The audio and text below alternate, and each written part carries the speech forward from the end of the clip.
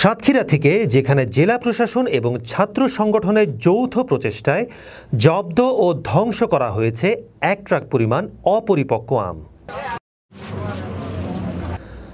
ঘটনাটি ঘটে শনিবার সকাল 10টার দিকে সাতক্ষীরার বাইপাস সড়কে।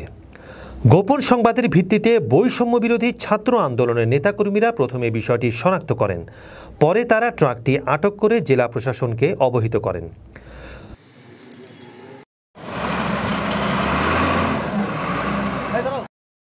ওই ট্রাকে ছিল প্রায় 400 ক্যারেট গোবিন্দভোগ জাতের অপরিপক্ক আম, যা নির্ধারিত সময়ের আগেই বাজারজাত করার চেষ্টা চলছিল।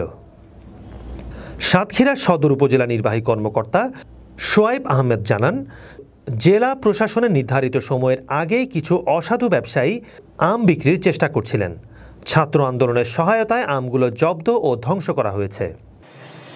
অসাধু ব্যবসায়ীরা যদি এরকম কেমিক্যাল দেয় তাহলে আমাদের কিছু করার থাকবে না, আমাদের তো আইনি অ্যাকশন নিতেই হবে।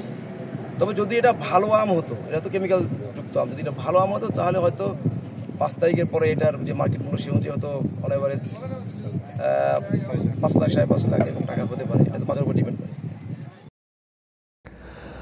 অভিযানকালে উপস্থিত ছিলেন উপজেলা কৃষি কর্মকর্তা মনির হোসেন, সচেতন ছাত্র আন্দোলনের কর্মীরা এবং বড় বাজারের ব্যবসায়ীরা।